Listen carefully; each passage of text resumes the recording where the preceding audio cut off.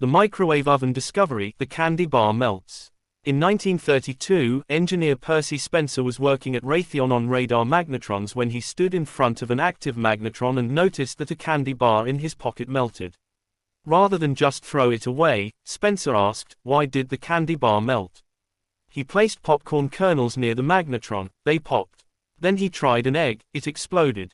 Realizing he had stumbled on something big, he developed a large box, a metal enclosure magnetron, that could heat food by microwave radiation.